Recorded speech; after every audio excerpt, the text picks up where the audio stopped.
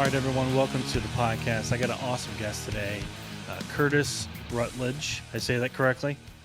Yes, sir. All right, man. Hey, thanks for coming on. I appreciate you reaching out to me because I'm trying to find people like you that are doing some really awesome things and kind of have a passion and a mission in life. And I appreciate you reaching out to help out with finding people like you. So it's a pleasure to have you on, man. It's an honor to be with you. Hey, so 12-year Army veteran. Um, Deployed multiple times to Iraq. When did you get out? I got out of active duty about 2011, and then from there I went to the National Guard and did the state mission here till about 2014, and it wasn't just wasn't meshing anymore. The new military isn't what it used to be, so that's about the time I decided to get out and pursue a civilian career. Okay. I got out in 17, and yeah, it's a lot of changes, man. Especially now, even in the last 5 years.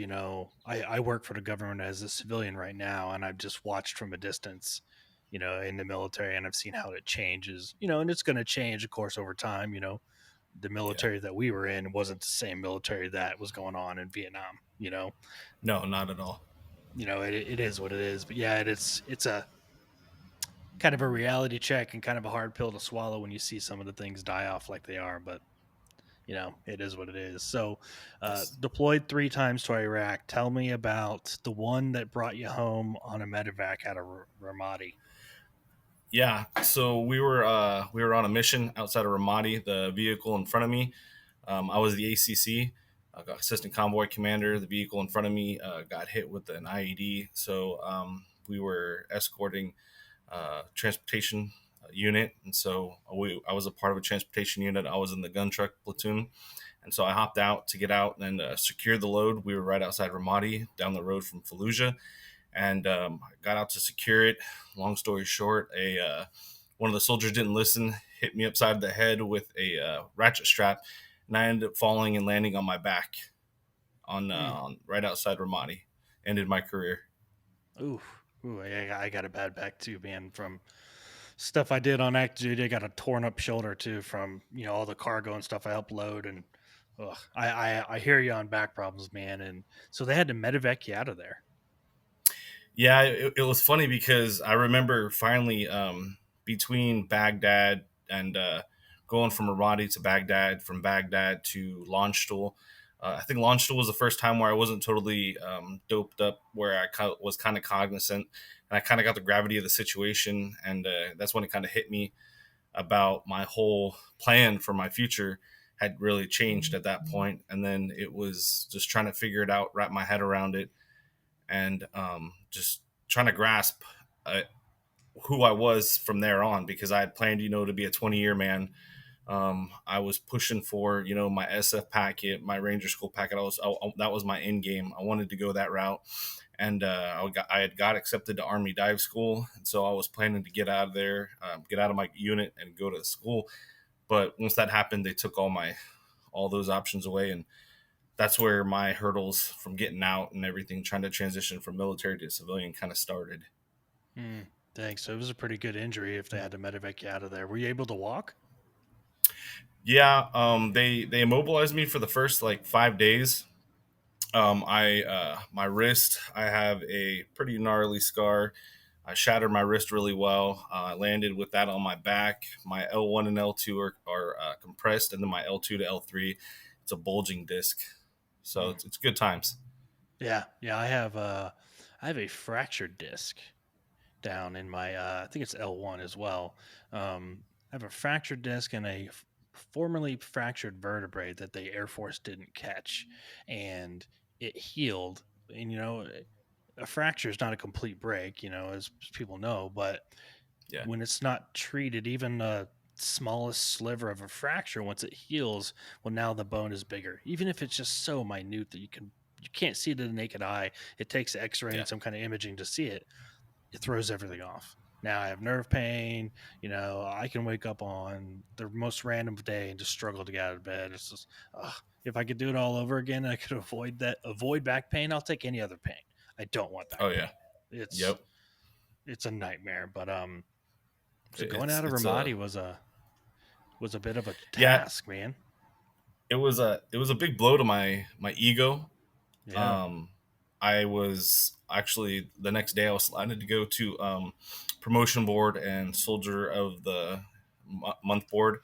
So I was making my way. I was best shape of my life. I was double timing on PT. I was doing multiple PT sessions in one day. I just wanted to be. I wanted to give myself the best chance for success when I switched over my career path. And I guess the man upstairs had a different plan. Yeah, yeah, man. It couldn't have landed at worse time with, a ranger packet going in, getting accepted to dive school, and then going up for promotions. Man, that couldn't have hit at a worse time. But it kind of, like you said, the man upstairs had bigger plans for you. Then you got out. Tell me about the transition getting out of the army. It was so what they call it here in the army, we call it emergency ETS. When I got back from my third tour, I had less than 90 days until my ETS date. And so it was one of those finagled things where I had built up too much leave, and it was about that time, 2010, 2011, where everything was changing. You couldn't have over 90 days of ETS leave. You couldn't, so I had to go on leave for like a week, come back, and then do 89 more days. And it was just real quick, how it is get ETSing, and then just trying to figure out yourself from the career plans of being a 20-year man in the military to kind of what you want to do. And luckily for me, I had some family members and some friends that they got me into law enforcement towing, and that's kind of when I decided I wanted to do law enforcement. And I started doing that. I did that for about 3 years, CO private prisons and stuff like that.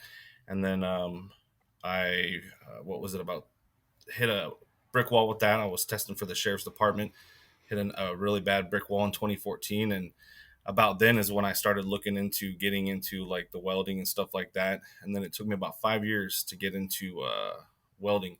2017, horrible breakup with one of my exes, really really bad low point. I did what every other stereotypical guy does. I went out and bought something I couldn't afford for my midlife crisis. I bought a 68 Chevelle, Nice. and and yeah, and so I was just like, okay.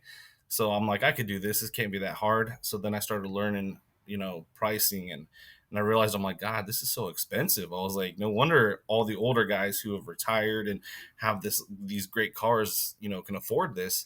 And so that's when I'm like, okay, well, I got some time left on my GI Bill. So I'm like, screw it, let's just go to welding school. I'm like, if I can make it through welding school, anybody can. And so, by the grace of God, I passed all my tests, all my certifications, and I was able to walk out of there. And it's a blessing and a curse to have served. The back pain kicks up when you're trying to weld and when you're trying to do what you love, but it makes it all worth it. Yeah. Um, I never would have thought I'd be on this end doing a nonprofit. I always saw them, and I thought, I'm like, well, that's cool. But now being able to see it full circle and then hear myself talk about it from where I was to where I am now, it's a blessing, and it's a great journey that can pass on to other veterans who may be unsure of what their course is right now. Yeah, because welding school, a lot of people think, oh, welding school, it can't be that bad. You go to a VOTEC or whatever, you learn how to put two pieces of metal together. What's the big deal? Welding school, like I've seen some videos on, Instagram and even TikTok where, you know, they're grading the students pretty tough. You have to pass a bend test and no cracks. And man, they really put you through the ringer. It's not a joke. No, it's and I went through with one other guy. He was a Marine. He's still currently a Marine. He was active duty, and then I believe he's reservist now. And good friend of mine still. But his standards and my standards were a lot higher and a lot more. We were a lot harder on ourselves, and I think that's you catch that a lot in a lot of other veterans who are like entrepreneurs now. That's like you said in one of your previous podcasts. There's been a massive influx of veterans, and we don't. It's not that we don't want to work for other people. It's we want that individuality. We want that. We want to be able to make our own course path. Yeah. And We so want to with live me up and to him our own going through, standards.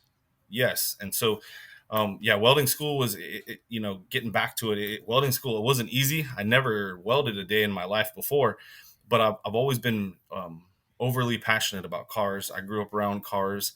Um, I can't think of anything that I would rather spend my time doing on a free day than working on some of my projects or helping friends and families out or teaching my kids how to, weld and work on cars. And it's very calming and soothing, but it's very pricey. My grandfather, he's a retired Navy vet, and he always said if you have expensive hobbies, you can't afford to do drugs or alcohol. So I've always lived by it, and I have super expensive hobby of cars, so I'm blessed. It is, man. We had a '68 Camaro a long time ago, and we eventually got rid of it because the welding that it needed on the undercarriage was just so extensive that I either needed to cough up the money to have a serious professional shop take it over, acid dip it, and then just start hacking away, or I needed to buy like a new body. Like, I no joke Yeah, needed to get like a pre-molded new body that with a new VIN and all that stuff. um so it was just a money pit. But man, I mean, $200 for a quarter panel, $200 for this, a new radiator mount is this, a new radiator is that. Next thing you spent $1,000 and you got parts, but they don't do anything because you yeah. still got other stuff you got to buy to go with them. And it's like, wow, it is very expensive. It is not a It's not for hobby the faint of for heart. no, it's not. And one day we're going to do it again. I don't know what we're going to do. If we're going to do an old Camaro, we've talked about an old Corvette, but those are even worse, Yeah, on the budget. Talked about an old Dodge Charger as well because my wife's a big fan, of those '69 Dodge Chargers. But it is, golly, it is not cheap at all. It's so expensive. no, But and it's even worse if you can't do stuff yourself. Like I can't weld. I can't weld for nothing, man. I mean, yeah, I'm the worst welder in the world. I got to have somebody else do it. That's one of those things I yeah. got to hire somebody to do. Other things I can do, I can't weld. Yeah, that's like me. When I started off, I was very uncertain of myself, and so through the journey of the school, what I loved about the school is in the military, we have that the military teaches you like that crawl, walk, run phase. And so that's why I just kind of clicked with this school. It taught you, we did everything was in classroom first, learning OSHA regulations, AWS, regulations. And so it really worked well because I kind of had that mentality, I was used to the death by PowerPoint where I had like, 19, 20-year-old kids sitting next to me. They're like dozing off, and I'm the only one excited in the class because I know this life. I know the death by PowerPoint and the Yeah. crawl, walk, run. So, and then when I was finally able to get out there in the shop, I was chomping at the bit to be able to tear apart a torch and learn how to MIG, and then learn how to do stick and flux core and TIG welding. And so it's a passion. It's being here in Southern California. It's a blessing and a curse to be a welder because it is like here locally, Bakersfield. It's always our summers are amazingly hot. Feels like I'm Mhm. back down range, but it's at the end of the day though. When you burn some good metal, and whether you're working on a classic like this or you're burning some pipeline out in the fields, it's a great feeling to know that what you've done is going to last beyond you or beyond your children, and you can pass that down to your kids, and it's a great feeling. It gives you that sense of purpose that you started off not knowing, you know and then you learn how to do it. Like my Achilles heel is electrical. I won't do electrical. I'm terrified of electrical. I've been shocked too many times. I used to I used to do pro am drifting up in Washington State when I was based up at Fort Lewis, and messing with those imports, I've shocked myself too many times. So that's my Achilles heel. But I mean, you get me in a corner with some metal fab and some metal stuff, and I'll be happy all day. Let's go back to what you just said. You used to do pro am drifting up in Washington. Yeah. What got you into that? I hate to say it and be cliche, but I was raised a classic guy. My grandfather, we lived in the Bay Area, born and raised. I was raised over in Oakland area in California, and then when I was about 9, my mom moved us to the East Coast, so I didn't really know anybody there. So early 2000s, Fast and Furious came out. Super Street magazine was on the rise, and I was getting back into cars. I'd been more focused on sports, and Fast and Furious came out. I wasn't a Honda guy. I never been a big Honda guy or Acura guy, and I just instantly fell in love with all things not Datsun and Nissan. And all my cars were either 240s or second gen 240s, S14s, and stuff like that, SR20s. And I just loved the fact of, in drifting, it's kind of like when you're overseas and, whether you're in the middle of a firefight or you're, a mechanic. Drifting, what I loved about it was the fact that, the vehicle looks like it's totally out of control. Hmm. But yet the driver is in a whole another level of control. It's almost euphoric.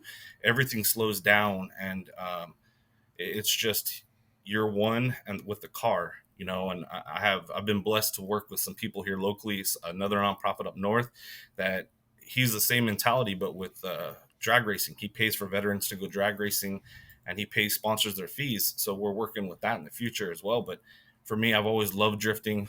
My oldest son, he's getting into it now too, so that's going to be another expensive habit. But same thing. He loves Nissans.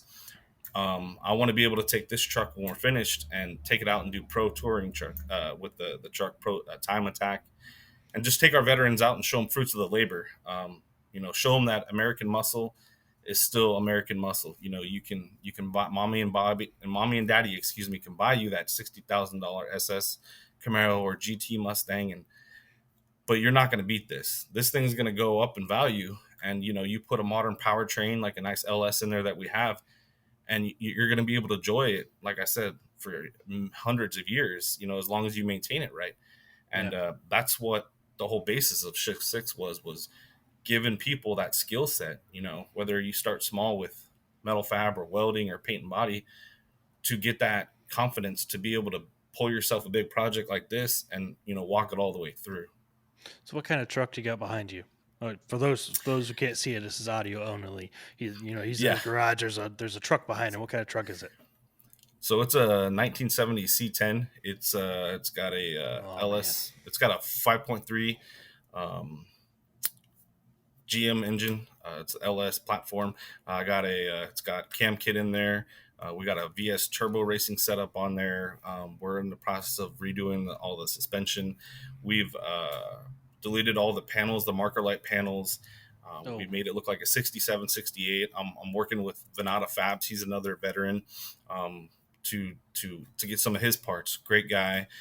Just trying to use the veteran community to teach our veterans on what we have, and then also be able to take it out and show them what we can do with the fruits of their labor, and then carry it on to their own life aspects. So it's a great hobby, but like we said before, it's very expensive. expensive. Yeah. I want a um I want a 70 or 69 C10. That's really what I want. I would probably buy one if I could buy one in good enough shape and daily drive it. I would, but you know, not right now. I think at the end of the day, I have a 2015 Dodge Ram diesel, and I still feel more comfortable in the classics because I feel like if I get no accident in those, I'm gonna last a lot better than I will in my daily driver. Well, yeah, not only that, but you're driving a diesel out in California. I mean, I'm sure you get some looks doing that. Oh man, it's a great time. Thankfully here, Kern County as a whole, I call it an anomaly. We're very pro Second Amendment, we're very patriotic, pro law enforcement. It's a great community, very veteran supportive. We have a very high populace of veterans. I had the great joy of working at another nonprofit before I started my own, and kind of opened my eyes to all the amenities that were here locally to help veterans. And so that's where Shift Six came about. Was I'm like, all right, we have equestrian therapy, we have physical fitness, we have hunting excursions for veterans, and I'm like, well, why don't we have something that can teach our veterans skills and give them another skill set? Because we all kind of feel lost when we get out of the military because we lost that. One of my jobs was a Cav Scout. I can't go be a Cav Scout unless I'm doing, contractor or a lot of 11 Bravos or mortarmen, machine gunners. You can't carry on that job in the civilian, life. Yeah. Um, so replacing that skill set with metallurgy or, whether it's any sort of shop, metal fabrication, paint and body, that was really my goal. Once I bought that midlife crisis vehicle, and then I realized what I got myself into. As a veteran, we try to figure out a way to execute and carry on, and that's what I did. I got So you, myself through that welding school. Yeah, so you kind of answered my next question, but we'll go into a little more detail on it. So you Yeah. obviously noticed that they're in the local community, equestrian therapy, all kinds of different therapy and things you could do. But you noticed that there's a bit of a void in kind of the fabrication metalworks area that you thought could, lean forward and do a lot for veterans. And then so you were working for a nonprofit, but then the idea of teaching veterans to weld, how did shift 6 really come about? Take me to like day one. Yeah, so I worked at a nonprofit, a great local nonprofit here called Wounded Heroes Fund, excuse me. And the founder, Wendy Porter, she decided to give me a chance. I was very rough around the edges, coming straight out of welding school. My language was like I was back overseas. But after being there for a couple of years, about a year, I went from a work study to an employee, and then I went from an employee to being a salaried employee, and I kind of just tried to take on as much as I possibly could. And it was about that time, right before I became salary, I was like, you know what, I really love doing this. I missed the law enforcement aspect, but I've always loved cars. I will always love working on cars and being around cars and going to car shows. But if I can bring other veterans into my passion and give them the skill set that helped bring me out of my dark times in 2017 and give them a skill set that may possibly keep them busy one day. We always everybody always talks about that the 22 a day. Um, I'm just happy with saving one person's life or giving them a skill set to where it keeps them away from even the thought of that. Right. I tell everybody a part of our programs, if you ever have a problem, if you ever want to come burn some metal, I don't care. My neighbor next door to me, he's a union welder. My other neighbor, he's a union electrician. So most of my neighbors their hours are vary, so they're really cool. But my thing is getting us a skill set. I looked at I don't want to say competition, but I looked at other nonprofits and saw what they offered, and what I noticed was a lot of it was, you had to be a combat vet, or you had to be this service era veteran, or you had to be a male or something like that. And I'm like, you know what, screw it.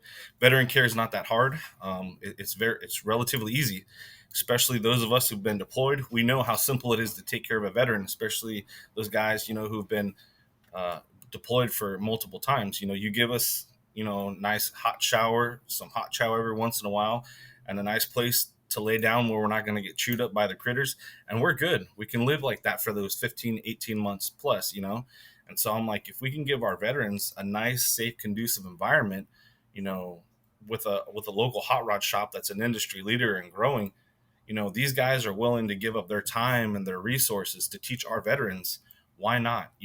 This has been a great opportunity. The people that we work with, that we've already partnered with, the industry leaders that we've already reached out to that have donated to us, they welcomed us with open arms. And we're still at the very, I don't want to say the very beginning, but we're still starting the growing phase.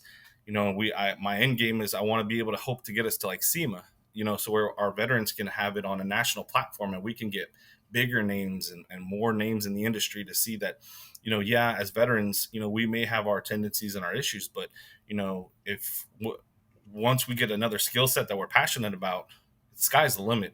Yeah. I find it very hard to find a veteran or somebody who works harder than a veteran, whether it's a veteran from Korean War to current conflict veterans. It's once we get set on something and we want to learn something, we engulf ourselves in it. And so that was my thought process to it. And so far we've done great. We launched in the middle of COVID. Our numbers have grown steadily. We've had classes that we've had more females in the class than males. We've had That's awesome. classes where we had Korean War veteran came. I mean, so it was amazing. We have guys that just got out like 6 or 7 months ago that are very, very fresh faced trying to decide. Um, so it's amazing to know that um, we're being able to influence and help those veterans try to get that outlet and just keep them from the dark side of things. Yeah. So how does it work exactly? Because when you go to traditional welding school, I don't know how long it is, but you go through the program and then you have to pass the tests and all that to get your certification, right? Yeah, So how yeah. does Shift 6 do that part? Or are you certified to, pass off on the test, or excuse my ignorance, and for those No, who no, are it's okay. listening, how are you becoming The professional school parts where when veterans leave your program, they have that paper in hand, or do they not have that yet? So we're working on that right now. So our end game is, within the next 2 to 3 years, we're going to have a brick and mortar establishment. Right now, we operate out of the shops that we partner with, and we're doing a lot of the classes where we try to garner what the veterans want to learn more. So, a lot of it's been welding, a lot of welding, and a lot of paint and body, and then there's been a good niche for electrical, excuse me. But what we're going to be doing is we're going to partner with some of the local welding school instructors. I have one of my instructors. I'm going to take my instructor test as well. And so what the veterans will do is they'll come in, and either they can partake in some classes, or they can come in once we have our own establishment, and we can log their hours. Once they've reached the curriculum hours needed, then we'll test them. Same thing, do a bend test, we send it off, have them certified, and then our organization down the road will be able to pay for their certification, and then they'll be able to start adding to their certifications to where they can go out in the welding scene or in the electrical field, and join places like the unions, the local unions, or go international, and just go from where they were to where they now, and making good money, and be confident about who they are again, and happy with who they are with their skill set. So if somebody comes to you and they want to learn to weld and they want to get their welding certification, by all means, they can go through, your program with your folks kind of on their own time, and they can get that certification done and walk away. Yeah, yeah. As of right now, we're not up and running on that aspect. But we do a lot of the classes. I've talked to a lot of the guys and gals that have came through our programs. One of the guys, I set him up with a school that I went to. And I told him that if you're somebody like me where you never welded a day in your life before, it's good to have that crawl walk run, excuse me, and then go from there, because you don't want to just hop in because you've been in one or two classes of welding. You want to have the overall understandings. Some people, they're more on the technical side. Others, they're more about the doing. And that's why my big deal is getting people out there, showing them that it's not that hard. You give me 10, 15 minutes with anybody, and I'm going to show you that it's, once you know the basics of the machine, it's more your technique, and then comfortability. Getting yourself comfortable can go from a great weld to a crappy weld. And and it's a lot, veterans, we're very hard on ourselves, and a lot of times that we think that we should be able to hop in and just go, when these technical jobs, it's not the case. We have to fine tune it. We have to like learn the good and the bad. We have to fall down, but we have to learn how to get back up. Welding, I'm not going to say that my welds are a lot as just as well as those TikTok guys. um, but I can hold my own. I've worked in a lot of industries. I've been blessed to have the leaders and the mentors that I've had. But being a part of something like this, you can come, no judgment zone. You don't have to worry about being secluded. Everybody, we treat everybody on the same level. The guys, Born Vintage, the hot rod shop that we partner with, amazing. um, they provide lunch. We get coffee and donuts in the morning, and they treat it like everybody's fresh face. Even though we have guys that fabricate their own stuff already, they all come in and everybody helps everybody. So it's that team mentality of being back in the service again, Yeah. knowing that you're there to grow, not only as a person, but you're growing as a team, because you may not know the gravity of your helping that person who didn't understand what that does for them. And Yeah. then they go home, and then they're able to show. We've done a mailbox, actually, and the viewers won't be able to see it, but right there, my son was able to take a part of the program, and we made old original like mailboxes, piano hinge and everything. And we had a veteran, she took it home to her dad, and her dad didn't believe him, so we actually had to send her videos to show him, to prove. So I mean, it's, and the bragging rights that are a part of that are huge. They lift a person's spirits so much Oh yeah. that it goes a long way. And then once you get it on a bigger scale, getting these other companies, um, it means a lot, because everybody knows somebody who's served or has served or is serving. And we've been blessed to have people donate all the way from CK Worldwide to Blue Demon to Weld Porn, Rock Mountain, all those welding companies. they've they've already donated. So to see that mission, to see that mission already being put out there and have other veterans believe in it as well. The local hot rod shops, Born Vintage has been with us since day one. We're working with some of the guys at Harley to get into the Harley Davidson as well. Mm. So it's we don't want to just keep it to where it's just hot rods. We're looking into getting in with some of the local off road shops because everybody has their own avenues. Oh yeah. Whether you and I may be classic car guys, but I have some friends that they're diehard bikers. So I mean, Yeah. we're working And on there's that. tons of off-roading out there. I mean, that seems Yes, to be kind of the trend right now is, the Jeeps and the Broncos and the old Blazers, people, fixing those things up, lifting them and getting to where they can do rock climbing and all that stuff. And, um, although some of it to me looks a little crazy and some of those things they try to yeah, climb up are a little steep, a little sketchy, but um, it takes some fabrication.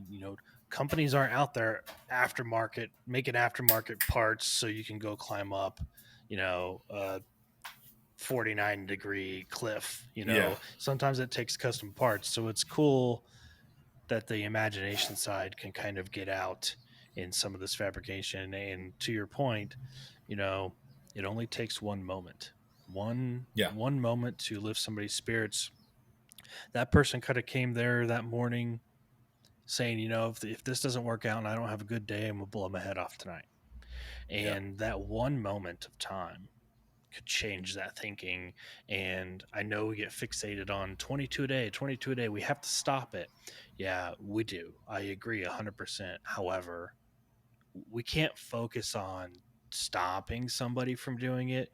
We have to focus on changing their mind frame, because exactly. Yeah, that's, you can stop them from doing it. You can stop somebody from committing suicide, even a veteran, but you stop them in that moment. If you don't give them a reason to think differently, tomorrow they're going to wake up and that same corruption is still in their mind. That yes, negative mindset, that evil or whatever it is, it's still in their head. So like you said, we gotta lift spirits. We gotta change mind frames. We gotta get deeper than that. We gotta get back to the connections, the hands on, the team yeah, mentality and stuff like that. So it's awesome to see you guys doing that and having so many partners already. You're obviously in a prime location. I mean, you've yeah, spouted off friends, connections, different shops already. And, for a nonprofit in such an infancy, being so yeah, new, to have so much at your disposal already, that's obviously a good sign that it's going to be very successful. And it sounds like you are already, and you're on that upward trajectory. But what's a big project, or what's next? What's the next big goal? What's 2022 trying to look like? 2022 it's very excuse me, up and down. We're doing a lot. I'm not tech savvy at all. When alluded to the like electrical stuff kind of goes into computers and a lot of the networking stuff. So I'm learning a lot of that. So, but what I do tell people is we have social media. When we do stuff, I post everything on Instagram and Facebook together. We've got a website. Everything's linked. If you can't get a hold of me, you can always. My board is very active. They're all either donors or veterans themselves that they partook in the class. That was one thing that when I kind of created this, I wanted them to be, I didn't want just to have the silent board members. I didn't want the people that just sat there and just voted on stuff. I wanted people that actually believed in the mission of what we're doing, empowering the veterans. It's all great, like you said, to say, oh yeah, let's do away with the 22. But if you're not doing something to, to actively do it, then what are we really doing? We all talk about it. It's great to do certain things. It's great to do the 22 push-ups a day, but how about empowering our veterans, giving them a skill set? Not everybody can afford that $30,000-$40,000 welding school. Yeah. Sometimes you just need that like you said, that one small little taste of it. Seeing go from a broken down, beat up 67, 68 Camaro to a running driving street machine that then you can take on the what is it, the hot rod magazine power tour across the country. That would be huge. Doing it with family members, that's huge. We actually had one of my older veterans, he actually brought his wife in, and the determination that he was struggling, she could tell, but he was so determined to do it, and it was just like one of those magical moments when he was finally able to just let everything click. It was great to have other veterans around and to see the struggle, because we all struggle with different things, and so Well, and being a part of. the Yeah, conversation is where it's at, man, because yeah, you know, even though I haven't seen combat and I haven't seen combat like what you have, it's not about that. It's about the conversation and sitting down. Because I have a lot to offer. You have a lot to offer. yeah, It's getting in the room with each other and letting our guard down and having good conversation. Because that's where I've met so many great veterans, who I call friends, is because we got into the same room, we started talking, and it was like, man, I feel really motivated. Like, I feel like, man, this isn't it. Like, life isn't that bad. It's, yeah, we're in this together. We might have come from different walks of life, as far as our yeah. military branches go, but we all wore camouflage. So there's more to it than I that. I think and it may be cliche, but whether what we did was I kind of wanted to mirror it a lot to military, and but make it our own individuality for shift six. So we went a little cheesy, and we have our mission statement, we have our motto and stuff like that, but you know our Latin saying, every major unit has it, and it's sempre doctrina. And so for me, that really embodies about what shift six really is. Our motto is rehab, rebuild, ride. That's great. We take a veteran's mindset, or the car that the veteran's working on, we rehab it, and then we rebuild it, and then they can ride out on it. They can enjoy their life. They can have that fruits of the labor. But the Sempre Doctrina is kind of what you're talking about. I feel like it's huge.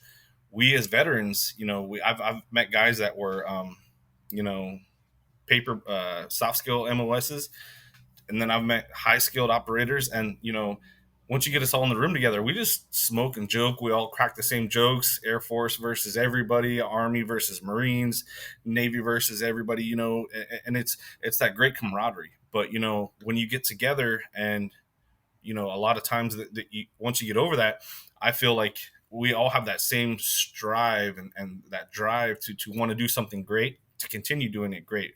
Because if not, then most of us wouldn't have joined.